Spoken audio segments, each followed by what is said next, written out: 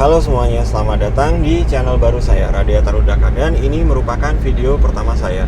Sebelumnya, perlu saya beritahukan bahwa saya bukan reviewer profesional, jurnalis, pembalap, pedagang mobil, bengkel, apalagi selebgram. Tapi saya bisa pastikan bahwa otomotif, baik itu mobil maupun motor, merupakan passion terbesar saya sejak saya kecil.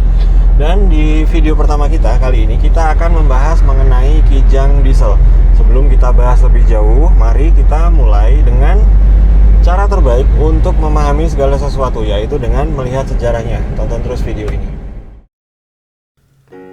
Kembali ke tahun 97, waktu dimana orang saling berkirim salam lewat radio, dan TikTok tidak setenar MIRC. Waktu dimana pager lebih eksklusif daripada iPhone 11. Waktu di mana layar emas lebih populer daripada Netflix dan harus terhenti dulu karena dunia dalam berita, itu pun kalau tidak ada laporan khusus. Di masa itu, jalur Pantura di setiap lebaran dipadati oleh mobil-mobil semacam ini. Dari mobil-mobil itu, salah satu yang fenomenal adalah Kijang. Setelah sejarah yang panjang dan mulai menemukan saingan dengan Panther yang lebih irit di awal tahun 90-an, pada tahun 97, Toyota menghadirkan Kijang baru. Kijang ini segera menjadi idaman baru keluarga Indonesia dan merambah pasar negara lain di Asia Tenggara, Taiwan, India, dan Afrika Selatan dengan berbagai versi trim level, mesin, dan juga nama yang berbeda. Kijang baru ini tidak sekedar hadir dengan wajah baru, namun kali ini juga membawa jawaban atas tantangan Panther, yaitu berupa pilihan mesin diesel. Ya, setelah sebelumnya Kijang selalu identik dengan mesin bensin, untuk pertama kalinya ada Kijang bermesin diesel di generasi Kijang keempat atau sering disebut dengan Kijang kapsul. Sekarang, setelah lebih dari 20 tahun, masihkah Kijang diesel layak untuk dimiliki? Ini adalah Kijang generasi keempat atau yang biasa disebut orang sebagai Kijang kapsul. Kijang kapsul ini diproduksi sejak tahun 97 sampai dengan tahun 2004, di mana sampai dengan tahun 2004 mencatatkan penjualan sebanyak 400.000 unit, di mana 400.000 unit itu merupakan suatu prestasi besar pada masanya.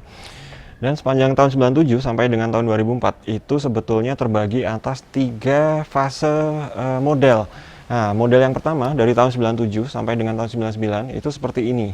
Kemudian akan mengalami facelift di tahun 2000, kemudian facelift lagi yang kedua di tahun 2003. Ada 2 tipe chassis yang digunakan pada Kijang generasi keempat ini, yaitu chassis panjang dan chassis pendek. Kebetulan yang ini adalah chassis panjang. Untuk membedakannya, itu yang paling gampang dilihat di sambungan ini. Kalau di sini ada 2 sambungan, itu berarti chassis panjang. Kalau ini sambungannya hanya 1, itu berarti chassis pendek.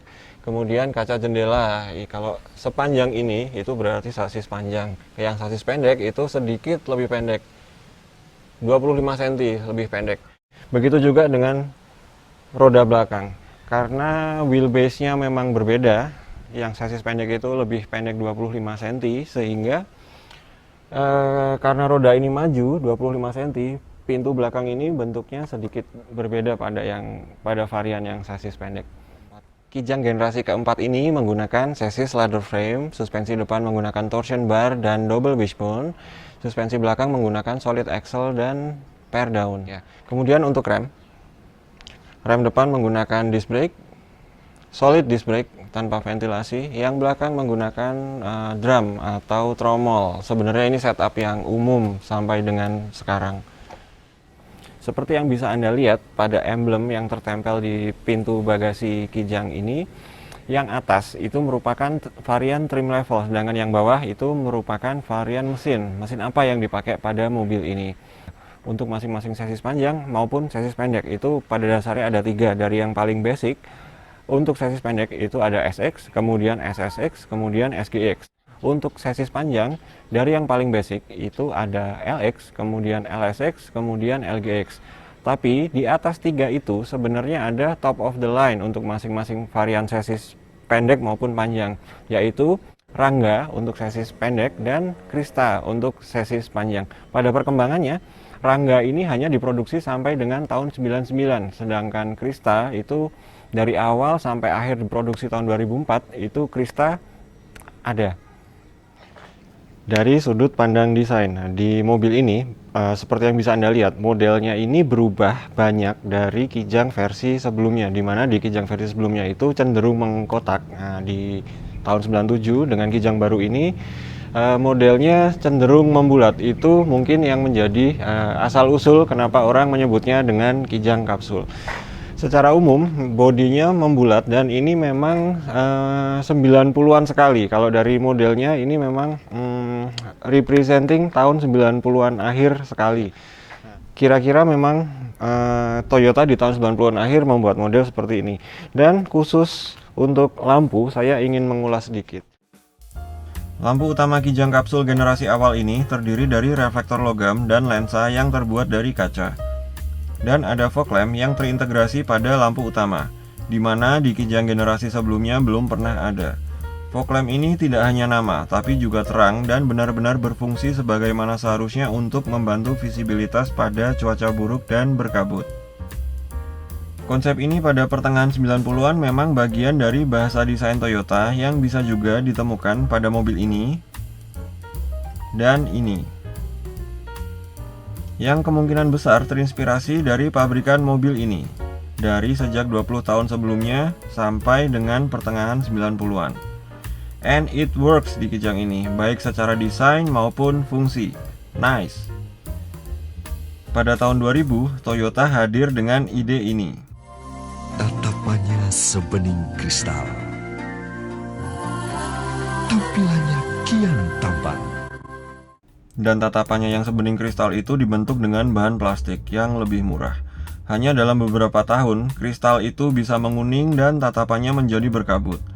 Tidak ada lagi fungsi fog lamp yang benar-benar efektif seperti sebelumnya. Sayang sekali. Selain itu, di bagian bodi, Kijang tahun 97, ya Kijang kapsul yang tahun 97 awal itu masih menggunakan bahan logam, besi.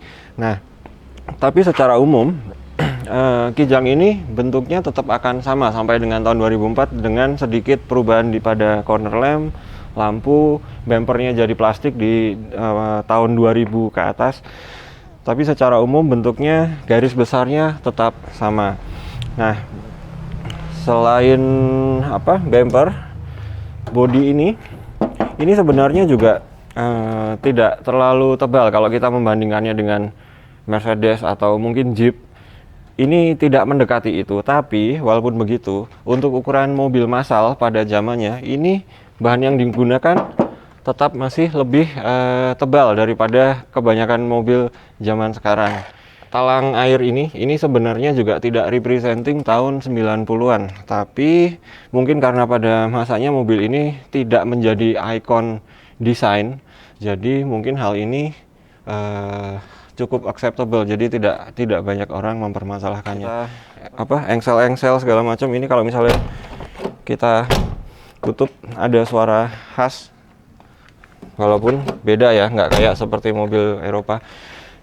Jadi ini engsel ini kayak engsel ini free aja gitu, nggak ada glek, nggak ada. Oh, ada sih sedikit, tapi tidak setegas yang kalau misalnya kita terbiasa dengan mobil Eropa itu yang pintunya bukanya tegas, dia kayak ada beberapa tahap, 1, 2. Nah, sedangkan yang ini hampir tidak, tapi mendekati posisi full, dia ada penahannya juga. Oke lah. Nah, tapi untuk ukuran mobil massal seperti ini itu memang pada saat memproduksi mungkin tidak sampai dengan di riset soal ketahanan engsel yang dibuka tutup entah ribuan atau jutaan kali sebelum diluncurkan. Jadi barangkali mobil ini tidak melewati proses itu. Nah, sekarang ini sebenarnya udah agak mulai kendor ini engselnya. Ya sebenarnya bisa dibilang wajar karena usianya udah 20 tahunan lebih, tapi sebenarnya ada mobil lain yang walaupun sudah melewati 20 tahunan lebih, engselnya masih kenceng, itu ada gitu. Jadi saya secara pribadi menilainya cukup baik, tapi ya tidak baik, tidak yang bukan yang paling baik. Begitu juga dengan bagasi.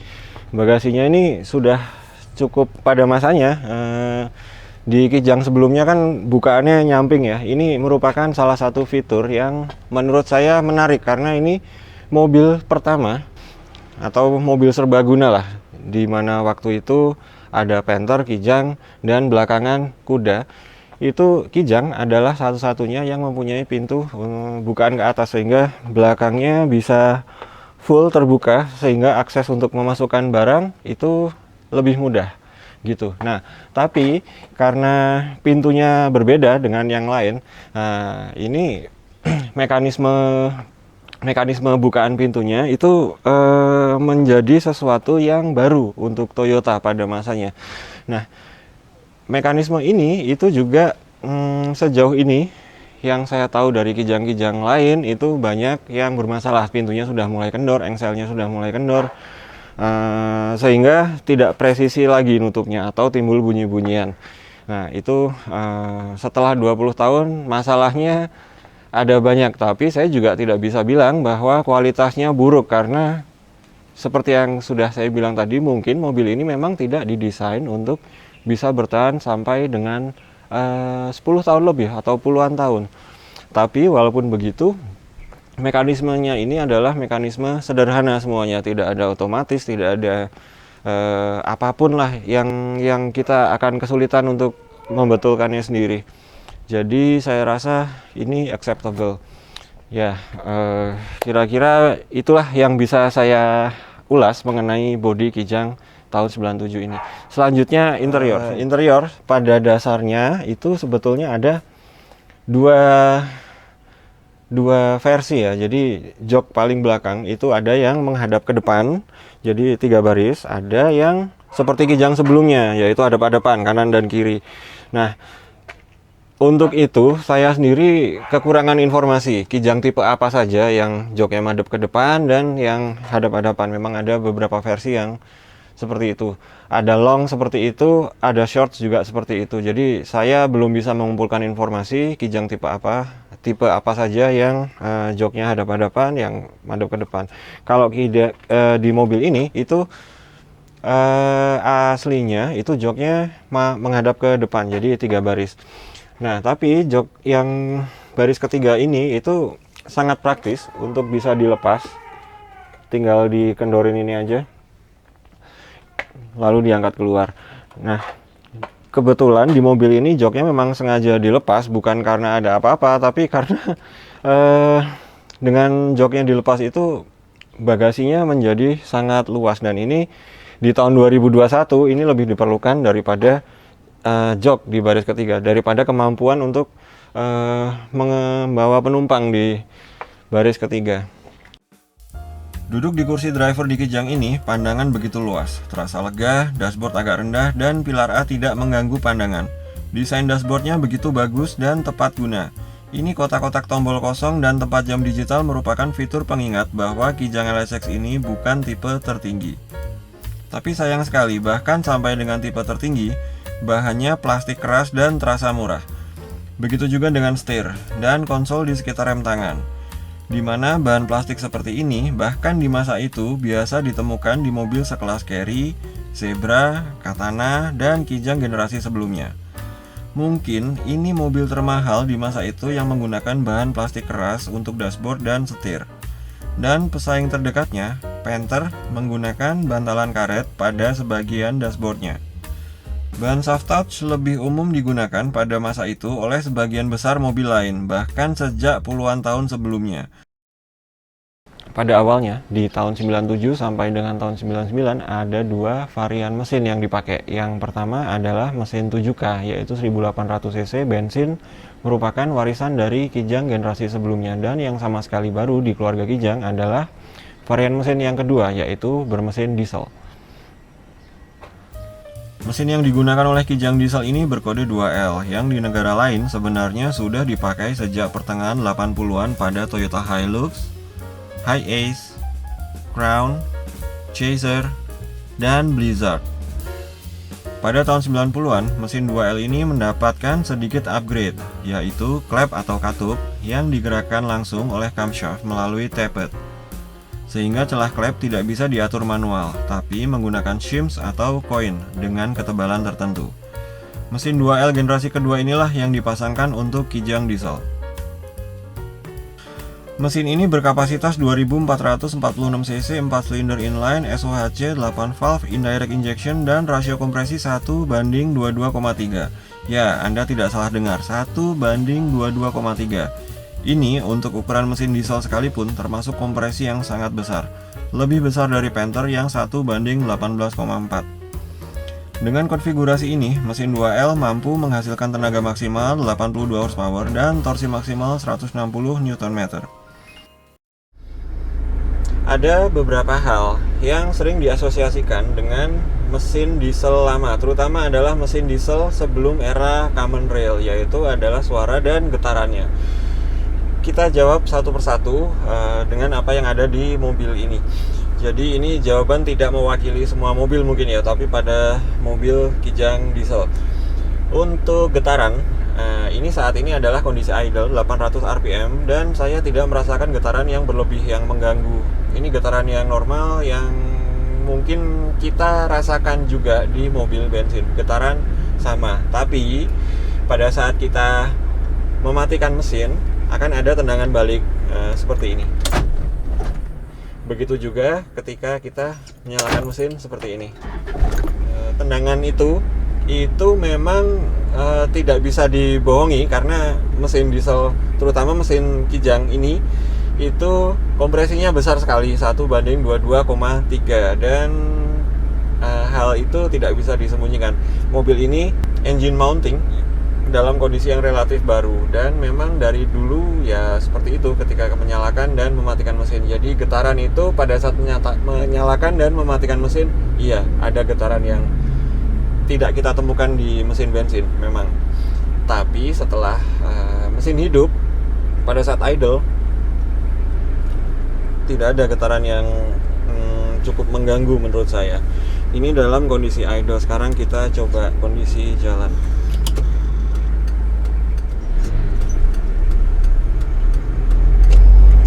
Begitu juga dengan kondisi mobil berjalan. Ini saya bisa bilang bahwa ya getarannya sama aja dengan mobil bensin lainnya, 4 silinder ya. Kalau yang 6 silinder tentu berbeda.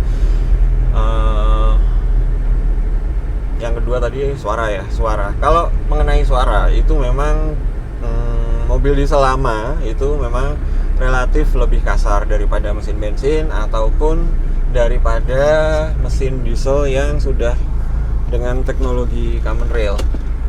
Memang suaranya lebih kasar, tapi dalam taraf mengganggu atau tidak, ini pandangan subjektif saya.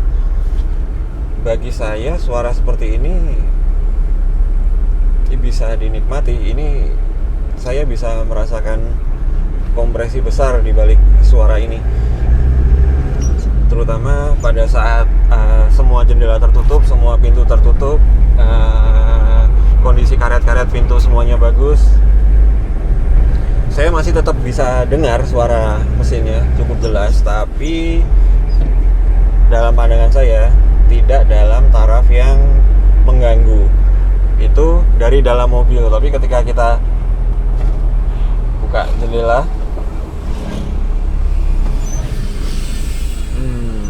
tidak terlalu terdengar juga. Tapi saya bisa katakan kepada Anda bahwa pada saat mobil ini berada di garasi dan kita nyalakan, dan itu mungkin 2-3 rumah di sebelah kita akan tahu kalau kita sedang menyalakan mesin. Itu saja. Jadi dalam taraf mengganggu atau tidak itu subjektif. Lebih keras iya, lebih kasar mungkin, tapi mengganggu atau tidak kembali ke personal ya kalau itu ya. Terus saya juga menyadari bahwa ada hal lain selain suara dan getaran itu adalah tenaga. Jadi mobil diesel, terutama mobil diesel lama itu lemot, tidak seperti yang bensin. Yang pertama itu sudah terjawab dengan spesifikasi di atas kertas ya. Yang pertama, bahwa kebetulan kijang diesel ini dengan mesin 2L itu tenaganya di atas kertas 83 horsepower atau 3 horsepower lebihnya dari yang versi bensin, itu di atas kertas. Belum lagi torsi 160 atau 163 Nm itu jauh lebih besar daripada yang bensin. Kalau nggak salah sekitar 120 atau 110 Nm itu kijang bensin, kijang kapsul generasi awal dengan mesin 7K. Jadi tidak hanya torsi, tapi tenaganya juga pada kijang diesel, versi diesel itu lebih besar ya. Oh ya, 83 horsepower dan 80 horsepower di versi bensin, ada selisih 3 horsepower. Mobil ini berpotensi untuk mencapai kecepatan maksimal yang lebih tinggi daripada yang bensin itu di atas kertas, dengan asumsi bahwa bobotnya sama. Nah, pada kenyataannya bobot mesin diesel ini jauh lebih berat daripada yang bensin. Jadi mungkin hasil akhirnya tidak akan signifikan. Kurang lebih kalau kita ngomongin tenaga itu kurang lebih sama, imbang. Torsinya lebih besar. Nah, soal responsif ini tadi ya, responsif, tarikan responsif itu tuh ada di benak orang ya. Jadi kalau kita mau pembuktian yang saintifik itu harus di atas dyno. Tapi kalau apa ya, yang mungkin dirasakan banyak orang bahwa yang diesel kurang responsif, sepertinya saya punya petunjuk kenapa hal itu bisa terjadi. Ya, jadi di atas kertas itu hal yang bisa kita ambil bahwa sebetulnya sama, kurang lebih sama. Nah, tapi kalau mau lebih spesifik, di bawah 3000 rpm itu mesin diesel lebih responsif, jauh lebih responsif. Dan sebaliknya di atas 3000 rpm bensin jauh lebih responsif. Nah,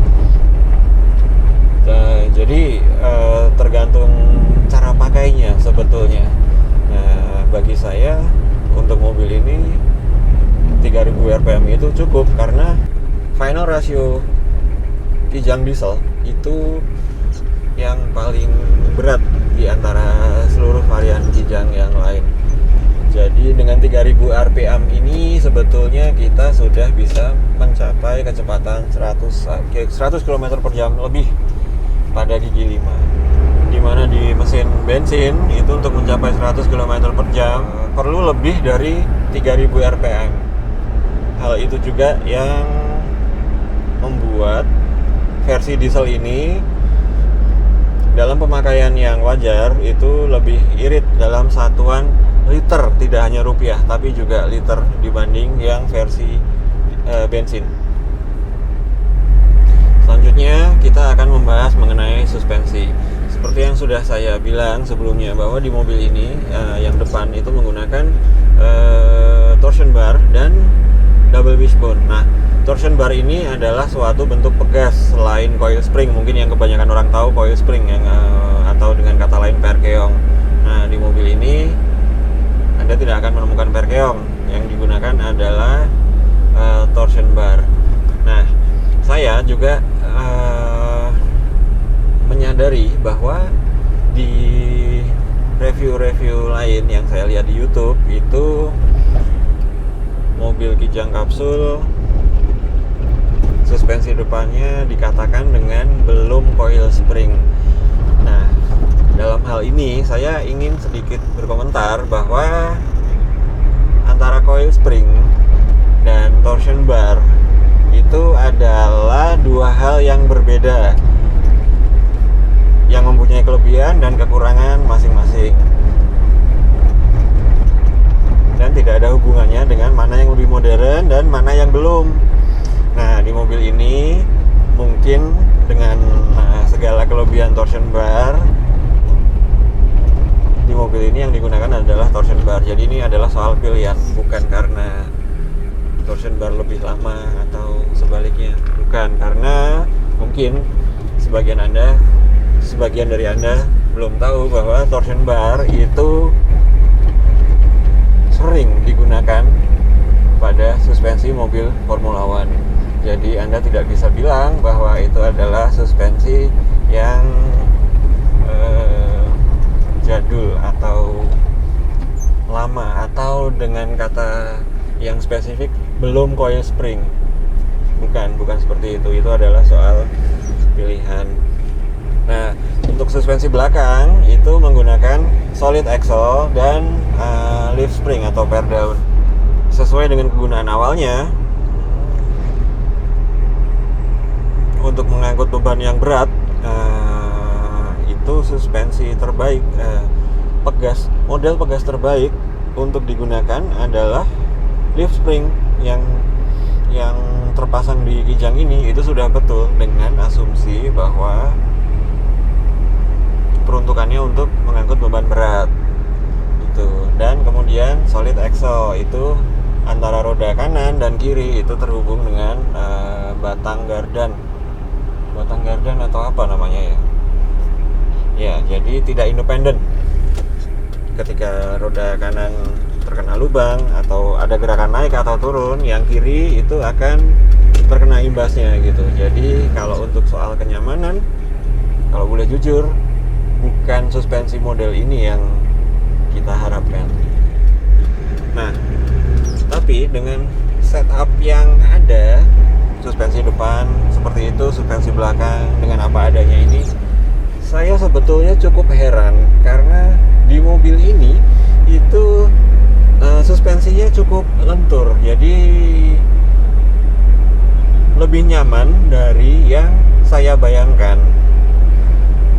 Yang ya seharusnya kalau kita membayangkan ini belakang menggunakan per daun dengan setup yang sama dengan kijang yang versi pickup, jumlah lembarannya itu sama. Seharusnya mobil ini keras, tapi ternyata enggak.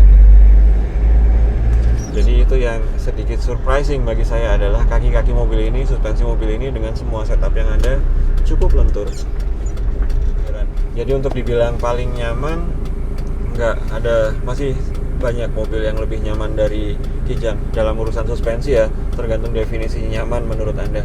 Dalam urusan suspensi masih banyak yang lebih bagus dari kijang, tapi untuk sampai dalam tahap mengganggu, enggak, sama sekali enggak. Mobil ini sangat acceptable untuk suspensinya. Cukup. Jadi setelah semua kelebihan dan kekurangan yang sudah saya sebutkan, sebetulnya ada satu hal yang menurut saya paling menarik yang bisa menutup segala kekurangan yang sudah saya sebutkan, yaitu adalah ketersediaan spare part dan harga spare part itu. Jadi karena ini adalah kijang, dan kijang itu merupakan suatu mobil yang paling laris pada masanya, mobil sejuta umat lah pada masanya. Dari seluruh wilayah di Indonesia, kijang itu pasti ada.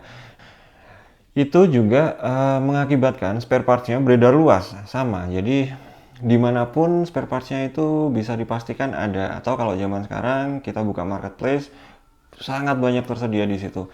Dan dengan harga yang sangat murah, bukan sangat murah ya, jadi dari harga yang normal sampai dengan sangat murah, itu variannya tuh banyak tersedia gitu. Jadi kemungkinan besar 95% yang kita perlukan itu ada, dan dengan harga yang sangat murah. Kita bisa beli tidak hanya yang asli, tapi bisa yang kualitas di bawah itu dengan harga yang jauh di bawah itu, banyak pilihan.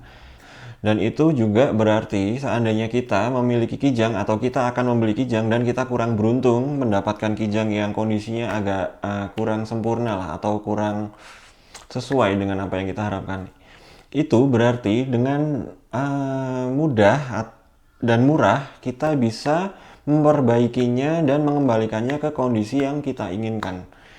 Kalau tadi misalnya saya sebutkan engselnya bukan yang terbaik, sudah banyak yang kendor dan segala macam, itu sebetulnya menjadi hal yang sangat simpel karena kita bisa membeli engsel baru instead of membetulkan ya ketukan pintu karena murahnya. Jadi sebagai pemilik kita akan sangat diuntungkan dengan situasi itu. Nah, jadi Toyota dari awal itu selalu berusaha mengasosiasikan nama Kijang itu dengan mobil keluarga. Ya, dan itu cukup berhasil sampai dengan sekarang. Kalau kita mendengar kata Toyota Kijang, itu yang akan tergambar dalam benak kita itu adalah sebuah mobil keluarga. Dan begitu dalamnya sehingga sebaliknya kita kalau mendengar kata mobil keluarga itu yang tergambar dalam benak kita adalah mobil Toyota Kijang. Itu cukup berhasil. Tapi sebagai mobil keluarga murni, menurut saya Kijang ini agak kurang tepat karena sebetulnya kalau boleh jujur, Kijang ini merupakan suatu mobil barang yang dimodifikasi sehingga cukup nyaman untuk dijadikan mobil keluarga. Tapi walaupun begitu, tidak sempurna sebagai mobil keluarga, apalagi untuk ukuran sekarang. Nah, bahkan pada masanya itu masih ada mobil yang lebih nyaman daripada Kijang. Tapi tentu saja Kijang ada itu juga mempertimbangkan biaya produksi, kemampuan beli, harga jual, dan lain-lain ya. Jadi Kijang menjadi apa yang sekarang ini kita tahu. Nah, selanjutnya kembali ke pertanyaan dasar ya. Jadi masih pantas nggak kita memiliki Kijang di tahun 2021 di mana sekarang sebagian orang sudah mulai berpikir untuk switch ke mobil elektrik mungkin atau mobil yang lebih canggih atau mobil mungkin diesel dengan teknologi yang paling canggih. Kesimpulannya, jika yang Anda harapkan itu adalah sebuah mobil yang bisa membawa seluruh keluarga Anda dengan nyaman, mungkin Kijang diesel ini bukan lagi mobil terbaik yang bisa Anda pilih. Karena mungkin salah satunya di tahun 2021 sekarang ini dengan harga Kijang yang lumayan mahal, apalagi yang diesel, itu mungkin dengan harga yang tidak terpaut jauh Anda bisa mendapatkan Toyota Innova generasi pertama ya, tapi bensin. Nah, saya pastikan itu lebih nyaman daripada Kijang diesel ini.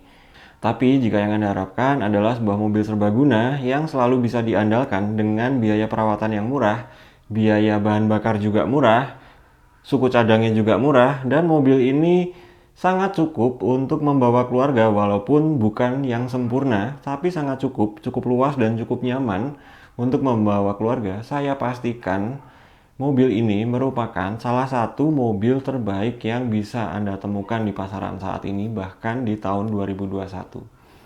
Itulah yang bisa saya sampaikan mengenai Toyota Kijang Diesel pada video pertama kita kali ini. Mohon untuk klik like dan subscribe agar kami bisa membuat video yang lebih baik lagi. Anda juga bisa komen jika ada saran dan usulan untuk video kami yang berikutnya. Terima kasih Anda sudah menonton dan semoga bermanfaat.